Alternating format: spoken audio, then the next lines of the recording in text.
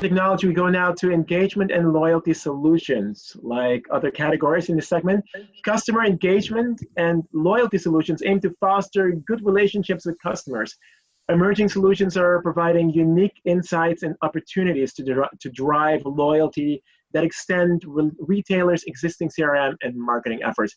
Well, Manik Bhatia stays on to monitor this session, and we're joined by co-founder, head of R&D and customer delivery at Preciate, Eyal Fisher, and Mikey Ben-Ari, VP Business Development of Fox Group. Thank you for the introduction, Ben. Hi. Personalization, I would say, is something that is driving engagement and loyalty, and that is the need of the hour, because we've seen many loyalty revamps by many retailers over the past 2 years across different verticals, and it is one of the very challenging spaces. They're integrating third parties and trying to revamp loyalties in many different ways. But still, I think there's a lot of work to be done in that space. And with this, I would like to hand it over to Eyal, who would take us through Preciate's offering. Thank you very much. So let me start. Okay, do you see my screen? Yeah. Okay. So do you see the right one, full screen or not? We don't see the full screen. Yeah, share the full screen, please. Okay, this is the screen, right? Okay, so we appreciate, and I would like to show you, I think, a modernized, better approach to loyalty programs, and let's start with that. A customer just walked into your store, but what do you really know about them? Their name, taste in clothes, age, previous purchases. What if you could know all of that and more the moment they walk through your door? Introducing Preciate, an innovative in-store platform that gives you an in-depth picture of who your customers are while granting them a super personal VIP shopping experience.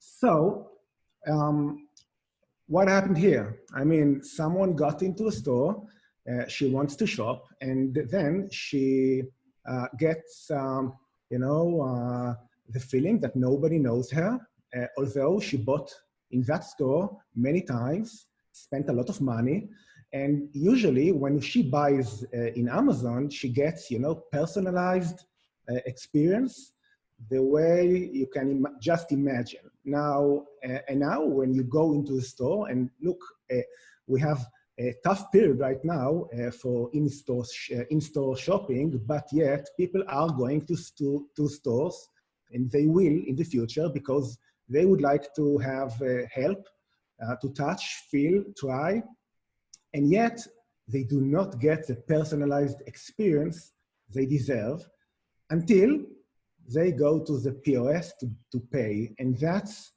too late. So what we offer is to identify your loyal customers when they get into the store, and we are doing it by facial recognition technology that actually shows the sales associate who got in the store. And you can see on the right, the sales associate app that can run on her personal iPhone, can run on an iPad, whatever, but yet you can see all the customers that just got into the store, how much they spent, when was the last visit, and maybe even a coming birthday. So you know who to choose, who to pick, who to approach, and give the personalized treatment that they deserve.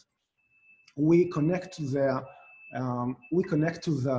ERP systems of the retailers. So we have all the data that the retailer already has and usually do not use on the palm of the hand of the sales associate. So the sales associate gets, the gist, an overview on the shopper that just got in. The sales associate can dive in, can see more and more data, can add notes on each customer that just got into the store, and everything is connected, so you can see, last purchases, history, online purchases, whatever is needed for the sales associate to perform. And of course, we are connected to the inventory systems of the retailer, so you can actually access the inventory, and you do not need to leave the shopper, your customer, when you are going to look for the right shoe or right dress. Our amazing partners in Fox Group asked us to push forward our pay-by-face solution. It was actually their idea to push it forward, and I'm proud to say that it's already working. You can see it here, actually. I'm going to explain what you're seeing here. Someone approaches a desk at the POS, buys an item, and all that is needed now is just for the customer to look at the iPad that's standing there, and that's all. Already paid, as you see here, and no need for for a credit card, an app, cell phone, nothing at all. And by the way, this is more relevant even now with the COVID situation. And as you've seen here, the customer just got her receipt in the email. So of course, the relevant question is, okay, so how do you opt in? So opting in is super easy. All you need is one selfie that can be done from home, from in the store.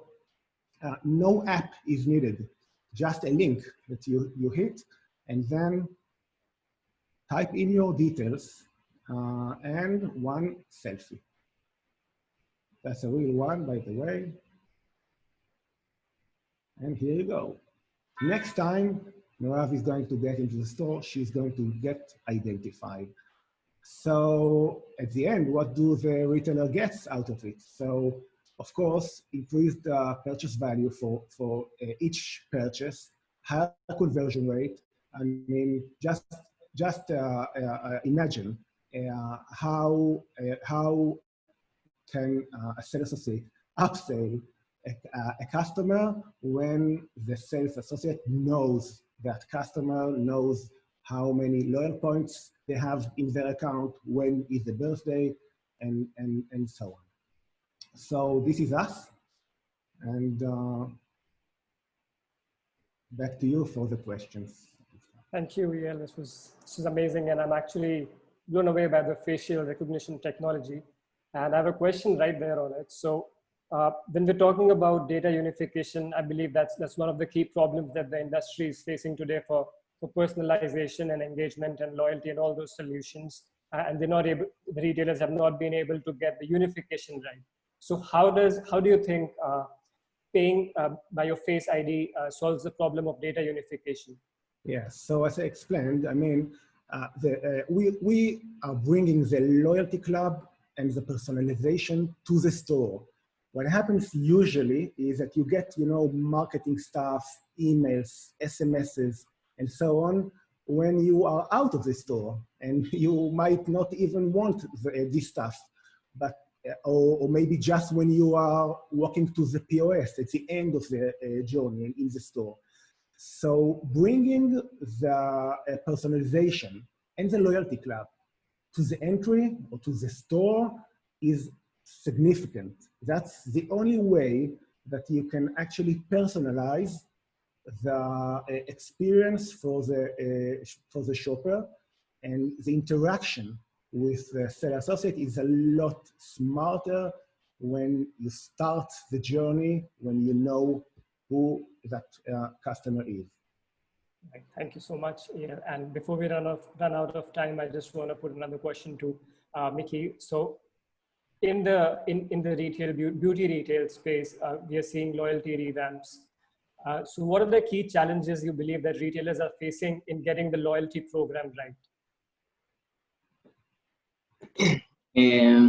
First of all, thank you for having us here, and thank you for all this day. I think in the end, we must offer to our customers what they need, where they need it, and of course, offline and online. This is, it starts here and it ends here.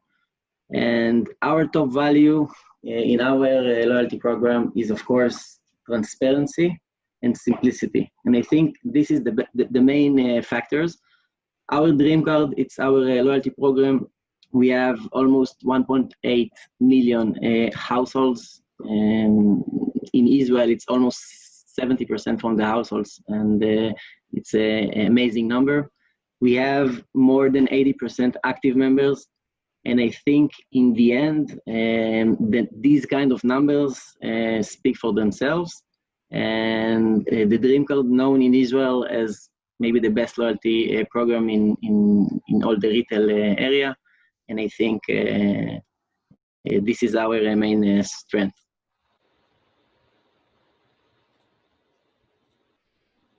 Thank you so much for that. Yeah. Thank you so much for that. I'm sorry for that. Yael, I would like to come back to you for the last question. As Mickey mentioned that simplicity and transparency are the two key themes that are getting for their loyalty programs. And I believe that's bang on. So what are your insights on transparency, and how can we educate the customer better that their data is safe? Well, we are GDPR compliance because, I mean, we don't keep actually any data. The data is the retailer's data. We just, I mean, we pull it in real time for the interaction with the customer. We don't keep it. We don't keep pictures of customers. We don't, I mean, we don't have the data actually. So that's why, I mean, we install our system. It's super easy, and part of the installation is an integration with, as I said, ERP systems, maybe POS. Sometimes, by the way, we're using technology of SalesPass. You'll see it in a minute in the next session.